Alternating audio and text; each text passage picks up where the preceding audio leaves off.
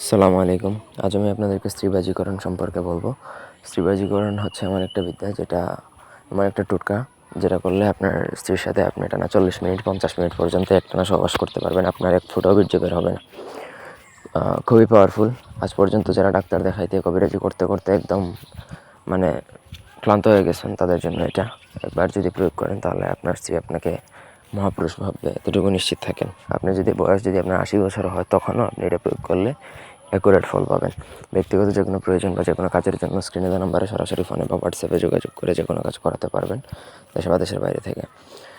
তো এটার জন্য আপনাকে একটা শূকরের দাঁত নিতে হবে। শূকরের দাঁত এগুলো সচরাচর পাবেন না। আপনি যদি শূকরকে জবাই করে বা যে কোনোভাবে যদি আপনি দাঁত কালেক্ট করতে পারেন, করলেন, না হলে আপনার চাইলে আমাদের থেকেও নিতে পারেন।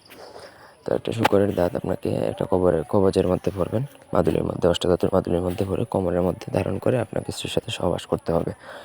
এই সহজ টোটকা। তো যতক্ষণ পর্যন্ত আপনি ওই কোমরের থেকে নাভির নিচে না নামাবেন, ততক্ষণ পর্যন্ত আপনার আর বীর্যপাত হবে না, মানে আপনার আউট হবে না। কোমরের উপরে ধারণ করবেন। যখন আপনি আউট করতেছেন তখন জাস্ট খালি ওই কায়তনটা বা যে মাদুরিটা আপনি পাচ্ছেন সেটা কোমরের নিচে নামাবেন, নাভির নিচে নামাবেন, সঙ্গে সঙ্গে আপনার সহবাস বীর্যপাত হবে।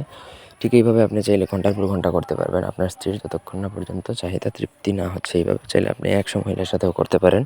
আপনার এক ফোঁটাও বীর্যপাত হবে না। লিঙ্গ লোহার মতো, রডের মতো শক্ত হয়ে বসে থাকবে।